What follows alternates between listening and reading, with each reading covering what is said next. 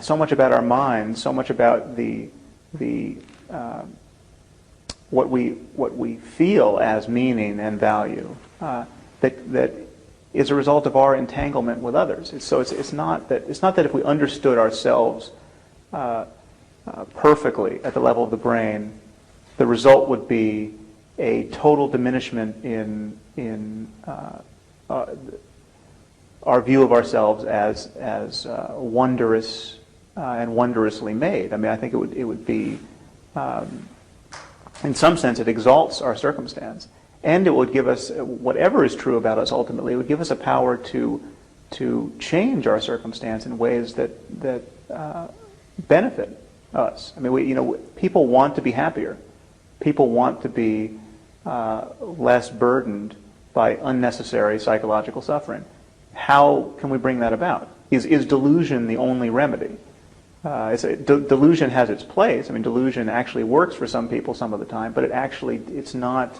It is a fragile remedy. Reality intrudes, and then your delusions are no longer helping you. And so it seems to me that we're continually going to be in a better position to figure out how to be happy together, and to see that our collaboration with one another is not zero-sum. I mean, it's not like my happiness is predicated on your losing happiness.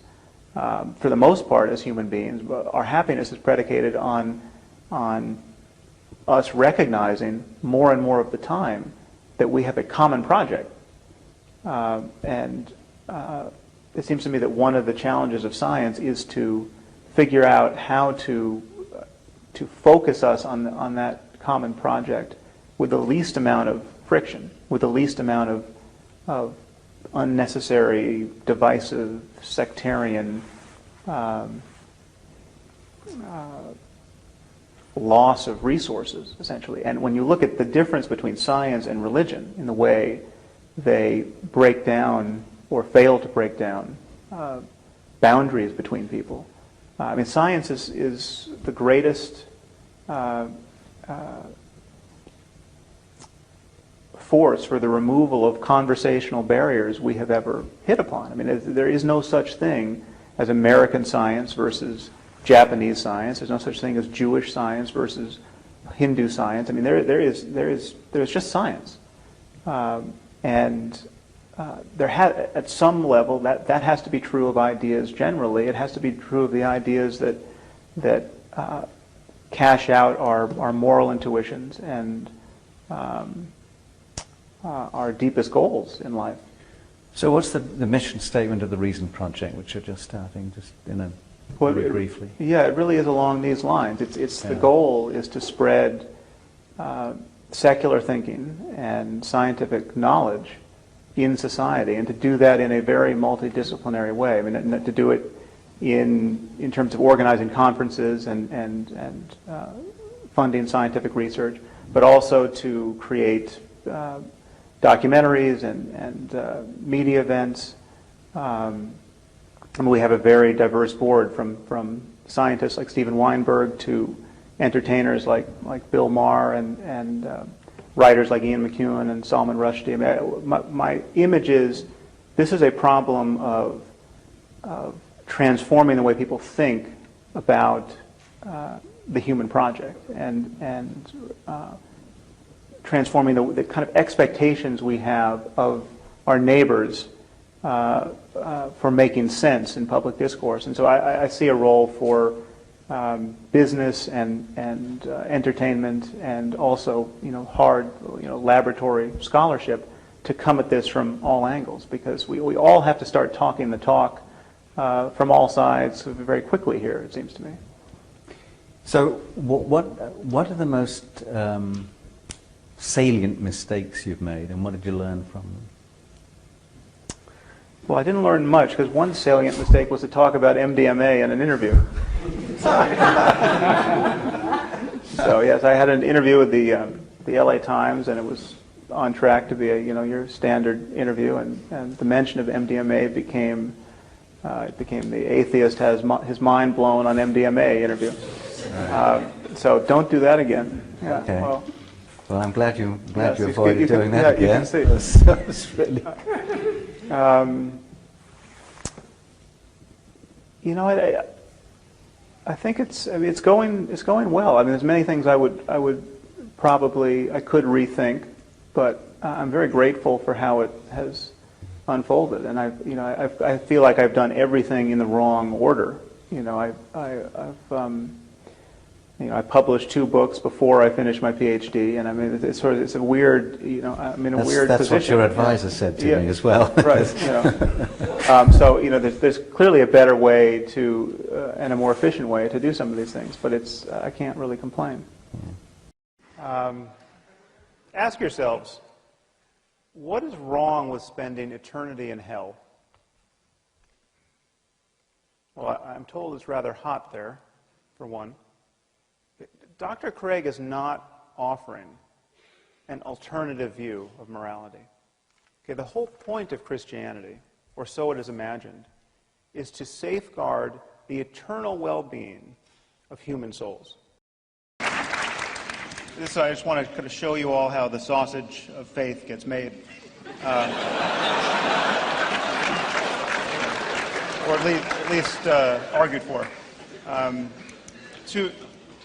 I see 2 problems with what you just did, and okay. Perhaps you're aware of them.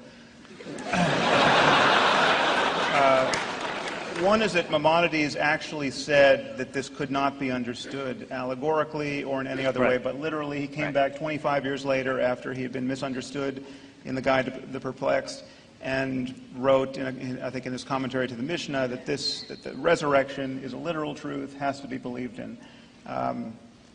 There may be some caveats there in his theology, but he was talking about bodies being reanimated. The other issue is you made this sort of artful move to the free will loophole. You said people have free will. If a man wants to lock his daughter in a dungeon and have sex with her, God has allowed that because he's given us this rather diabolical freedom. That doesn't cover all of the other suffering for which only God can be responsible if he exists. The 9 million children I just talked about dying every year through cancers and violence and accidents and lack of access to clean water. And this is God's fault if God exists. I mean, either he can do nothing about this, or he doesn't care to. So either he's impotent or evil. I mean, this is the problem that the free will doesn't get you out of. A meeting that was organized by John Meacham of Newsweek, where they were just asked questions like, "Do you experience the Holy Spirit?" And Hillary Clinton was led to say in that context that that the tear she shed in a New Hampshire diner was evidence of the Holy Spirit. And received no opposition from anybody. I mean, this was just, like, what kind of epistemology do we have where Hillary Clinton can get away with that? So that's the situation we're in. It's a complete vacuum of critical intelligence when the conversation turns to God talk. Yeah. Right. I'd like to ask a question about a place where there ought to be a presence of critical reason, which is Christian apologetics. So there's a long Catholic tradition and a shorter Protestant tradition of Christian apologetics, and I'm wondering what your views are on that, and I assume you think that they've gone badly awry, and how did they manage to do it when supposedly they were using reason to underpin their faith? Well, the problem is just,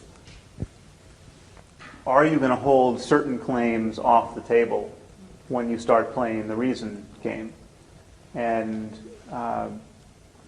it seems to me that most Christians, many very smart, intellectually sophisticated Christians, from Aquinas on down, can play a language game that is certainly attempts to be self-consistent and has all of the features of rational discourse that we admire, but it's in the context of, we're going to take as axiomatic the fact that the Bible was the sacred word of the creator of the universe. So how do we square the evidence of paleontology and all the rest with the fact that the Bible is the Word of God and Jesus is His Son and rose from the dead on the third day. That's the game that most Christians are playing. The Bible is never put in play. We never see Christians looking. I mean, we don't see this because they tend to cease to be Christians if they actually do this.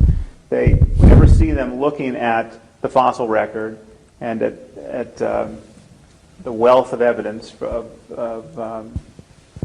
for evolution coming from molecular biology and the distribution of animals across the Earth's surface. They never look at those facts and then come back to the Bible and say, well, what's given that this is the way the world is? What's the likelihood that an omniscient being described it this way? Then the Bible just falls apart. I mean, the Bible is not even close to being something that we should admire as a kind of a manual for existence in this place. And so too with morality. I mean, given what we now expect of our fellow human beings, gender equality and repudiation of slavery, and now that we have people like John Rawls and Thomas Nagel and Derek Parfit really thinking clearly about ethical problems, and not that they all agree, but I mean, now that we know what it's like to really parse ethical issues, now let's look at the Bible and see. Let's look at Leviticus and see just what God was up to. It's an embarrassment. It's just you can't. How could you do it with a straight face? It's not like there was nothing good in there, but I mean, things have gotten so much better, so it's what you keep off the table, and it's useful to point out that Muslims are able to do their reason game, and it's nullifying of Christianity. I mean, they have their whole story about why Jesus could not be the Son of God. That's right there. That's those are mutually incompatible worldviews, and they're playing the same game. He engineered the circumstance of their deaths in ignorance of revelation, and then he created the penalty for this ignorance, which is an eternity of conscious torment in fire. Okay, on the other hand, on Dr. Craig's account, your run-of-the-mill serial killer in America, okay, who spent his life raping and torturing children, need only come to Jesus on death row, and after a final meal of fried chicken, he's going to spend an eternity in heaven after death. Okay. One thing should be crystal clear to you. This vision of life has absolutely nothing to do with moral accountability.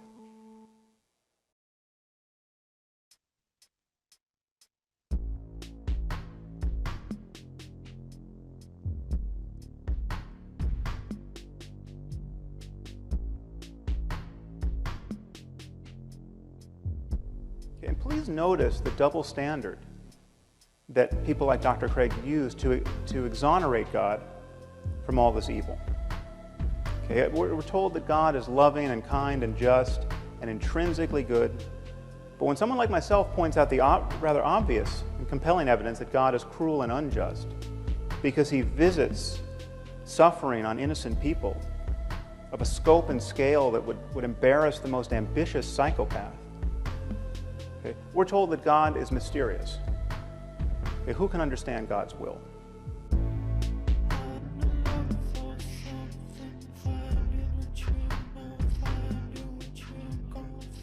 Something good happens to a Christian. He feels some bliss while praying, say, or he sees some positive change in his life, and we're told that God is good.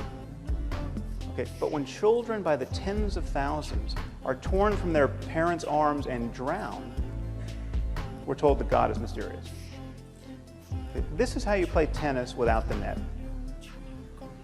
Okay, and I want to suggest to you that it is not only tiresome when otherwise intelligent people speak this way, it is morally reprehensible. This kind of faith is the perfection of narcissism. I mean, God loves me, don't you know? He cured me of my eczema. Given the misery that's being imposed on some helpless child at this instant, This kind of faith is obscene.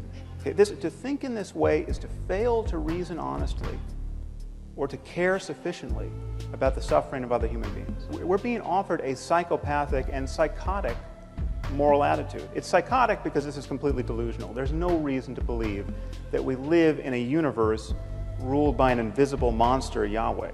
But it is psychopathic because this is a total detachment from the well-being of human beings. This so easily rationalizes the slaughter of children. It allows perfectly decent and sane people to believe by the billions what only lunatics could believe on their own. Well, I actually never used the word atheist in The End of Faith, and I never thought to not use it. I simply didn't think of myself as an atheist. I didn't use the word, in the same way that I don't think of myself as a non-astrologer. No one has to wake up in the morning and repudiate astrology by accepting the identity as a non-astrologer. And there's no one virtually no one believes in Zeus, and we haven't defined ourselves in opposition to paganism. We're not non-pagans. And I think it's also useful to point out that every devout Christian stands in the same relationship to Hinduism or to Islam as I do. The Christians look at what's going on in Muslim discourse. They look at the claim that the Quran is the perfect word of the creator of the universe, and they are not persuaded. And that's all my atheism consists of. I'm not persuaded by these patently ridiculous claims, and I am persuaded by the evidence that these people are part of a culture that is designed to not look critically at its own discourse. And so Christians can see that of Islam. They can point out the errors of thinking there. They just don't point it out in Christianity. From my point of view, I don't think, this is where I may differ from some of my colleagues, I don't think the word atheism ultimately is necessary or even useful, and I think it's actually, in the end, harmful, because the rejection of absurdity is much bigger than atheism. It is science. Reason is much bigger than atheism. And having standards of evidence and argument is much bigger than atheism. And that's all we need to repudiate most of what most people do most of the time in the name of religion. Really, on my account, religious faith is really the permission people give one another to believe things strongly without evidence. And we recognize that to be pathological in every other area of our lives. We simply have been lulled into thinking that the game must change when you talk about meaning and values and morality and what happens after death. And I think that is, we're paying the price for that in rather astonishing ways. Yeah, you said a belief is a lever that once pulled, lever that once pulled moves almost everything else in a person's life. Insofar as it's actually believed. Yeah. And this is, again, there's a difference between professing a belief and really believing what you profess. And we have to acknowledge that. The poll results that are almost all we have to go on are astonishing. The fact that 71% of Americans believe Satan literally exists and leads people to sin. A similar number thinks Jesus is going to return physically and rapture all the good people. The fact that it can't be that 71% really, really believe these things, but some significant percentage do. And so, but the distance between what people profess and what actually moves them moment to moment in their lives, we just have to acknowledge that it's there, and we're more concerned about the people who really are making decisions on the basis of a notion that prayer works, for instance. You take the current nominee for the vice presidency in the Republican ticket, Sarah Palin. What does she believe about the efficacy of prayer? It really matters. If she believes that it works on any level, that seems to me to be a bad thing when it comes time to decide when to go to war or not to go to war. And I think many Americans clearly believe that it works on some level, and we know a lot about the way they cherry pick evidence, and the kinds of selection biases that allow them to, in their own lives and in reading the newspaper, come to believe that prayer is working. But we know it doesn't work. Hurricane Katrina came in and wiped out a community, 90% of whom believe in the power of prayer. And after this devastation, people were polled asking whether this only confirmed their belief in God, and 89% of people said their belief in God went up as a result. It's a kind of credence that is so elastic. It will suffer any possible collision with reality if we don't point these contradictions out. And that's really the problem that worries me the most, is that even people who don't believe these things have been collaborating in this conspiracy to keep people living and speaking and reasoning as though all of these beliefs were justified. And so we have atheist scientists keeping religious people safe in their sanctum sanctorum of wishful thinking, because they think everyone else needs this stuff. I, the atheist scientist, don't need this stuff. But these poor people, they've got nothing else. Most scientists actually espouse a view like that, whether or not they have any religious beliefs themselves. And it's profoundly condescending and unimaginative. And it's actually coming at quite a cost to us, I think, culturally. So what about the issue of religious scientists, then? Well, it's one thing to acknowledge, and this is part of the power of cultural context, is that it's almost uniquely an American problem. And if you look at the rates of belief among scientists in the U.S. versus the U.K., they're skewed by this, basically the American propensity for religious belief to a great degree. It's also worth pointing out that science, even in America, really does knock down religious belief considerably. I mean, we have 90% of people believing in God in the general population, and 40% of scientists. And depending on what your scientific specialization is, it gets knocked down further. Doctors, 60% of doctors believe in God of some form. And I think it's not an accident that doctors are the most full of faith, because the doctors are having to deal with people who are dying, who are confronting their mortality in the context of their own faith. And it's got to be easier in some way, emotionally, to meet them in that language game in some way that seems appropriate to their circumstance. And that's, the burden is upon the secular, reasonable person, the atheist, to find a way of dealing with those moments. A moment of someone dying in a hospital, say, without repudiating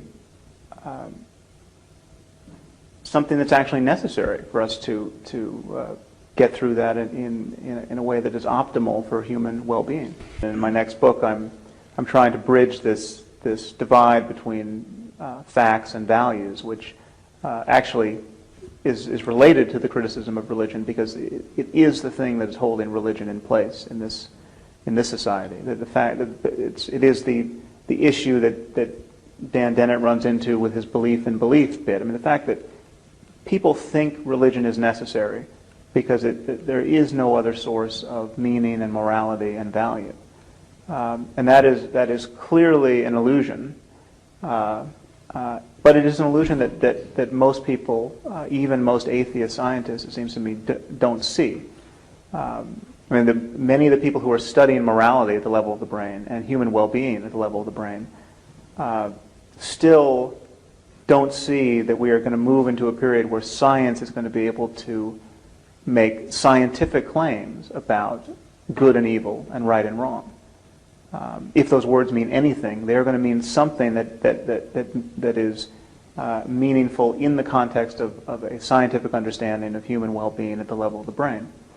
And so we are going to collide with popular opinion on the subject of morality and meaning in the same way that we've collided on the subject of evolution. And so that's what I've been thinking about recently. So, as many of you know, we have spent the last several years publicly criticizing religion, and I can tell you that what you hear back when you do that are all the reasons why most people think that's a terrible thing to do. And the reasons are not so numerous. It turns out there's not 100 ways or reasons to rise to the defense of God. There really are only 3. Either you argue that a specific religion is true, or you argue religion is useful in general, or you argue that atheism is intolerant or in bad taste or corrosive of something that's important in human life. And it's interesting that people rarely argue for the truth of religion. Even fundamentalists, I find. Fundamentalists almost never come forward with evidence for miracles or the confirmation of biblical prophecy. Some do, but for the most part, that's not even their primary concern. Rather, it's the usefulness of religion, especially as a framework in which to think about morality, that people are willing to advocate for, and the commensurate danger of atheism, that atheism is somehow corrosive of morality. Now, the first thing to notice is that as an argument for belief in God, that is not only a bad argument, that's actually a non sequitur. I mean, religion could be useful, but completely empty of content. It could function like a placebo. And beliefs, really, you can't believe something or shouldn't be able to believe something merely based on its utility. Beliefs are not like clothing. You can't adopt them on the basis of comfort or utility. But people of faith, really to a man, are worried that unless we have a universal moral framework, unless we have a sense that words like good and evil and right and wrong actually mean something, then humanity will lose its way. And I actually share that fear. And I should point out that not all atheists do, but I do. And I want to tell you when this concern was first seared onto my brain. I was at a meeting at the Salk Institute. I believe it might have been one that Richard was at as well. And I gave a talk about morality, and I argued, as I will here tonight, that morality must relate at some level to questions of human and animal well-being. And the moment we admit this, we can see that certain moral codes are in fact worse than others. And I cited as an example the misogyny and sadism of the Taliban as an example of an orientation that was obviously less good than others. And at the end, another invited speaker approached me and said, how could you ever say, from the point of view of science, that forcing women to wear burqas is wrong? And I said, well, because the moment you admit right and wrong has something to do with human well-being, then it's obvious that forcing half the population to live in cloth bags and beating them or killing them when they try to get out is not a good way of maximizing it. And she said, well, that's just your opinion. And I said, okay, well, let's make it easier. Let's say we found a culture that was removing the eyeballs of children, every third child, say. Would you then agree that we'd found a culture that was not perfectly maximizing human well-being? And she said, well, it would depend on why they were doing it. So after my eyebrows returned from the back of my head, I said, okay, let's say they're doing it for religious reasons. Let's say they have a scripture which says every third should walk in darkness or some such nonsense. And she said, well, then you could never say that they were wrong. Now, you should know that I was speaking to a woman who was quite a sophisticated student of philosophy and science. In fact, she has since been appointed to the President's Council on Bioethics in the United States. She's one of 13 people advising President Obama on all of the ethical implications of medicine and progress in related science and technology. And she had just delivered a perfectly lucid lecture on the moral implications of advances in neuroscience, and she was especially concerned that we might be subjecting captured terrorists to fMRI-based lie detection technology, and she thought this would be a truly unconscionable violation of their cognitive liberty. So on the one hand, her moral scruples were really finely calibrated to recoil from the slightest perceived misstep in our war on terror, and yet she was totally detached from the very real suffering of millions of women in Afghanistan at this moment. So I view this double standard as a problem. And strangely, this is the erosion of basic common sense and moral goodness that religious people tend to be worried about. Now, I hope it's obvious to all of you, and will be even more obvious at the end of this hour, that religion isn't the answer to this problem. But it's inconvenient that the people who tend to agree with me about the necessity of a concept of moral truth are, by and large, religious demagogues and not our fellow secularists, and certainly not our atheists. So now, how do we find ourselves in this situation? How is it that religious dogmatists and many scientifically oriented secularists agree about the limits of science? Well, it's thought that there are two quantities in this world. There are facts on the one hand, and there are values on the other. And it's imagined that these two are discrete entities that can't be understood in monistic terms. And it's imagined that science can't say anything about value. Science can't tell us the answers to the most important questions in human life. How should we raise our children? What constitutes a good life?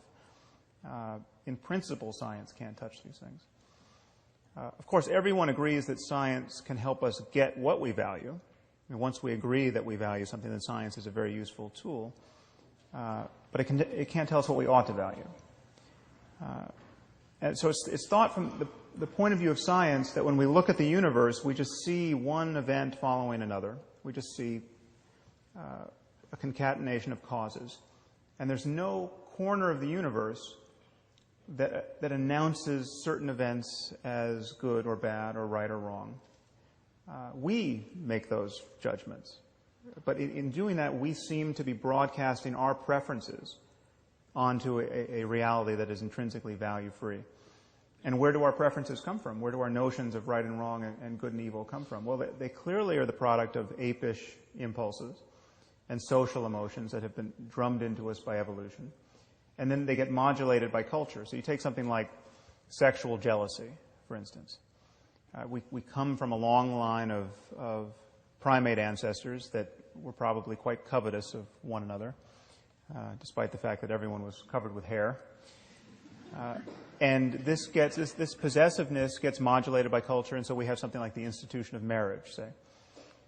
And therefore, from the point of view of science, when you look at a statement like it's wrong to cheat on your spouse, it seems like that statement doesn't really track reality in any deep sense. This is just how apes like us learn to worry when we acquire language. It's just conventionally wrong. It can't be really wrong from the point of view of science. This is just an improvisation we're doing on the back of biology. Now, this is where religious people begin to get a little queasy, and I think they should. But they see no alternative, by and large, but to insert the God of Abraham into the clockwork as an invisible arbiter of moral truth. So it's wrong to cheat on your spouse because Yahweh deems that it is so, which is rather odd because in other moods Yahweh is fond of genocide and slavery and human sacrifice. Now I'm going to argue that this split between facts and values is an illusion. And my claim is that values are a certain kind of fact. They are facts about the well-being of conscious creatures. They are facts about the kinds of experiences it's possible to have in this universe. Now, in claiming that values reduce to the well-being of conscious creatures, I'm introducing two concepts, consciousness and well-being. Let's start with consciousness. This, to my eye, is not at all an arbitrary starting point. Okay, imagine a universe without the possibility of consciousness. Imagine a universe just filled with rocks. Okay, there's nothing that it's like to be in this universe. Okay, the lights are not on in this universe. There's clearly no happiness or suffering. I would argue the concept of right and wrong, good and evil simply doesn't apply. For changes in the universe to matter, they have to matter at least potentially to some conscious system. Now, what about well-being? It seems like the well-being of conscious creatures could be a controversial anchor for morality, but I don't think it should. Okay, here's the only assumption you need to make. Imagine a universe where every conscious creature suffers as much as it possibly can for as long as it can. I call this the worst possible misery for everyone. The worst possible misery for everyone is bad. If the word bad is going to mean anything, surely it applies to the worst possible misery for everyone. Now, if you think the worst possible misery for everyone isn't bad, or that it might have a silver lining, or there might be something worse, I don't know what you're talking about. And what is more, I'm reasonably sure you don't know what you're talking about either. The moment you admit this, the moment you admit that the worst possible misery for everyone is the worst outcome, okay, then you have to admit that every other possible experience is better than the worst possible misery for everyone. So a continuum opens up. And because the experience of conscious creatures is going to depend in some way on the laws of nature, there are going to be right and wrong ways to move across this continuum.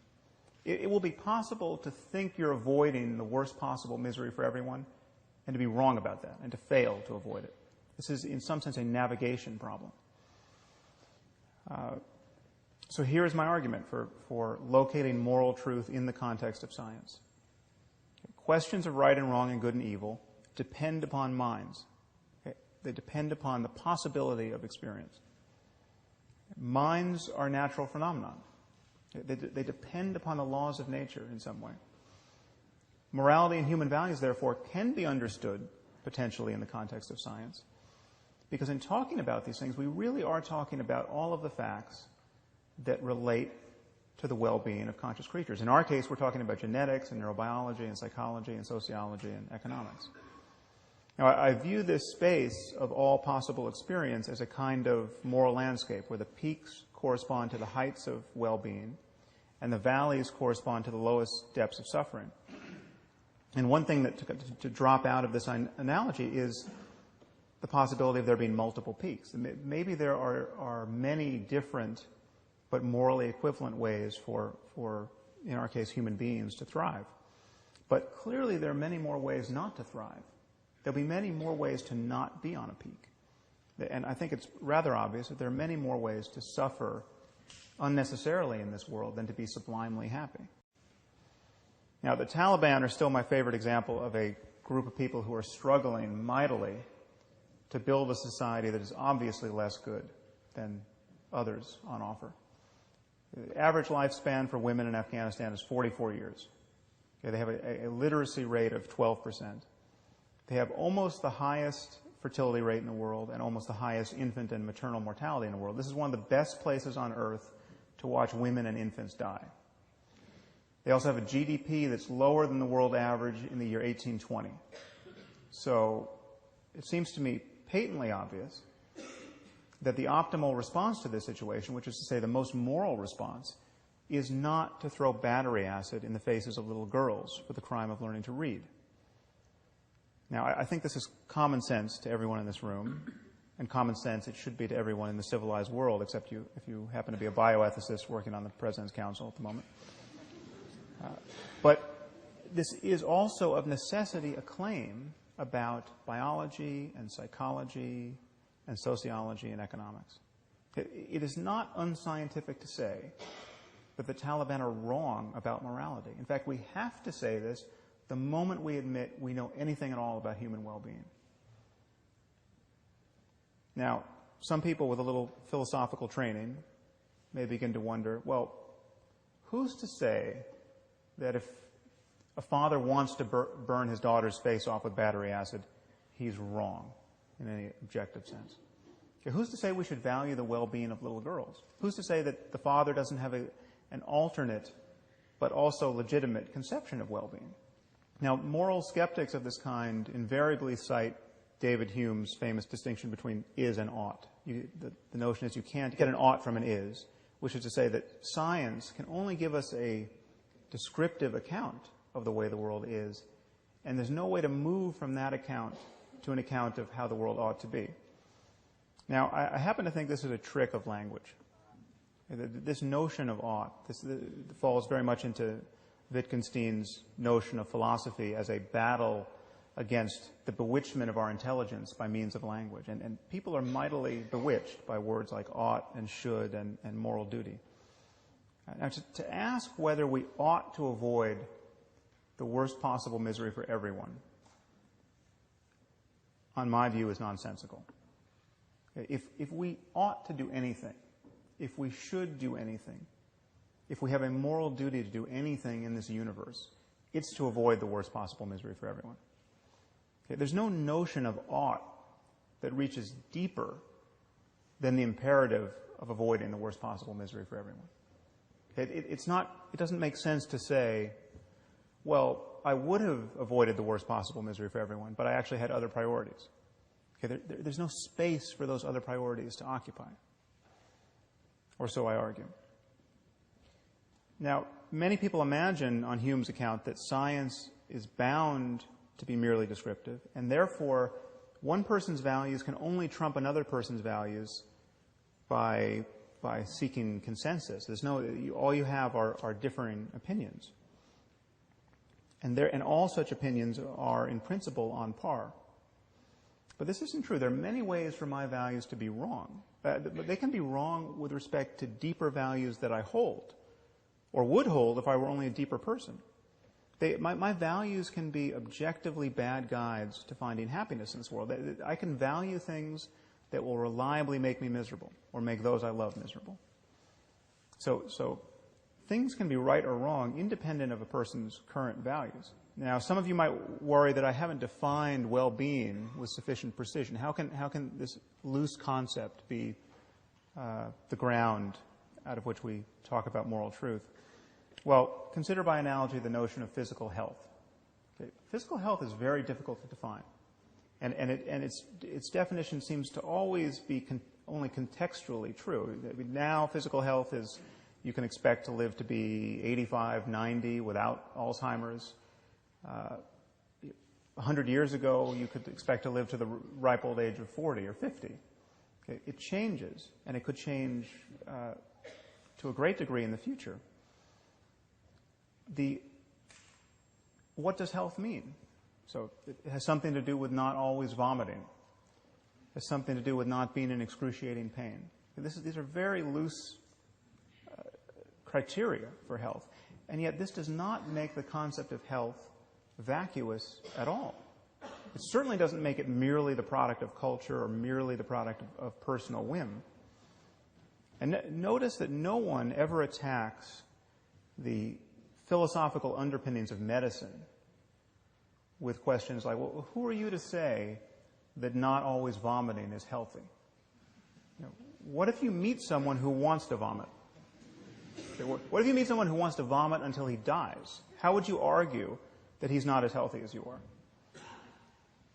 Okay. Yes, the very notion of health contains certain values. This does not make medicine unscientific. Okay. And I would argue that in talking about morality, we are actually talking about psychological health and the health of societies. The truth of this fact-value issue actually reaches deeper than that, because science has always been in the values business. We simply cannot speak about facts without embracing certain values. It's not that you can't get an ought from an is.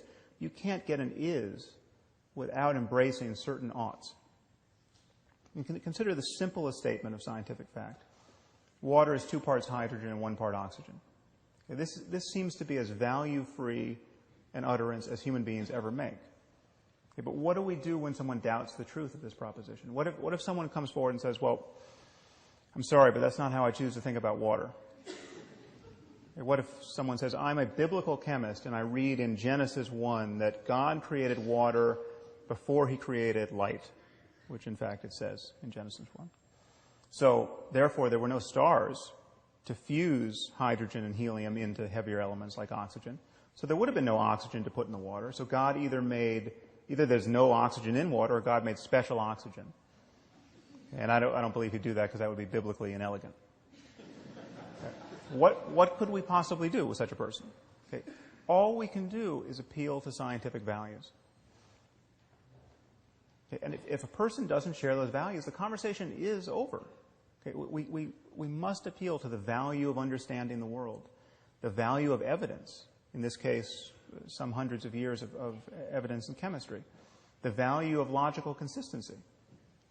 Much of what we believe about the world is predicated on the validity of our beliefs about the structure of water. If someone doesn't value evidence, what evidence are you going to provide that proves they should value it? If someone doesn't value logic, what logical argument could you invoke to prove that they should value logic? And I think the split between facts and values should just look bizarre on its face. Because what are we really saying when we say that science can't be applied to the most important questions in human life? We're saying that when we really relinquish our biases, when we make every effort to get behind our wishful thinking and self-deception, when we rely most clearly on honest observation and sound reasoning, when intellectual honesty is at its peak, well then that has no application whatsoever to the most important questions in human life. That's precisely the mood you cannot be in to answer the most important questions in human life.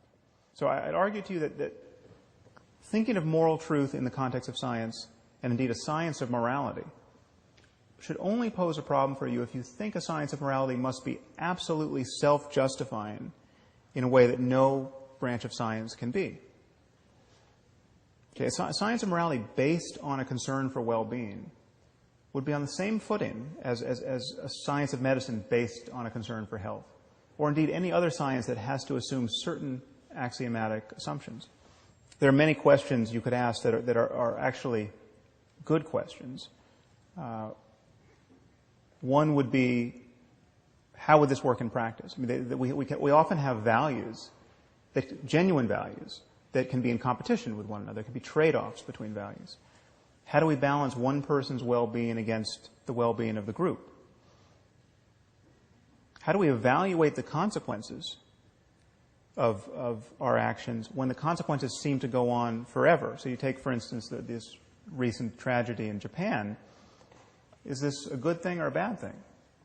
Well, it certainly seems bad, but what if this causes us to handle nuclear materials so much more conscientiously than we ever would have in the future that it winds up saving millions of lives? Okay, these are all good questions, but I would argue these are not a retort to the argument I've given you.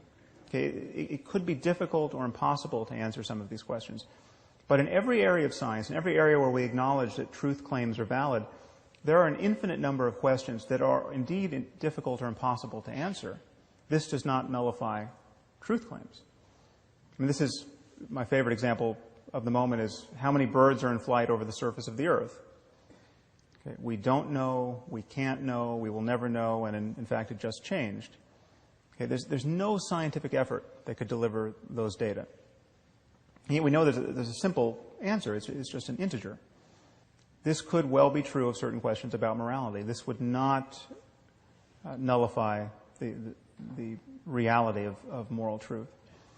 So in closing, I just want to remind you of why religion can't be the answer to the question of moral truth. Well, first, there's just the simple fact that all of our scriptures were written by people who, by virtue of their placement in history, had less access to scientific knowledge and what is now basic common sense than any person in this room. In fact, there's not a person in this room who has ever met a person whose worldview is as narrow as the worldview of Abraham or Moses or Jesus or Muhammad. These people knew nothing, next to nothing, that is now of the facts that are now relevant to us in the 21st century. They knew nothing about the origins of life, the relationship between mind and brain, They didn't know that mental illness was even a category of human suffering. They knew nothing about DNA or viruses or computation or electricity. None of this is in Scripture. Okay, they had no idea why people got sick and died. I mean, unless you saw someone stabbed with a spear, you had no idea why they died. And in moral terms, with a few notable exceptions, most of these people were no wiser than your average Afghan warlord today. They had the most had absolutely no notion that slavery was problematic, that there was something morally unsavory about owning people and treating them like farm equipment. Okay, Jesus and his apostles couldn't see that slavery was worth condemning. In closing, I just want to suggest to you that just as we don't have Christian physics, though the Christians invented physics, and we don't have Muslim algebra, though the Muslims invented algebra, we at some point will not have Christian and Muslim morality. Okay, the truth has to float free of these provincial ideas. What remains for us to discover are all the facts that relate to genuine questions of human well-being. And the goal clearly is to build a global civilization based on shared values. Now, it seems to me the only tool we need to do that is honest and open inquiry. And if faith is ever right about anything in this space, it's just right by accident. Thank you very much. Don't tell Ed I said this.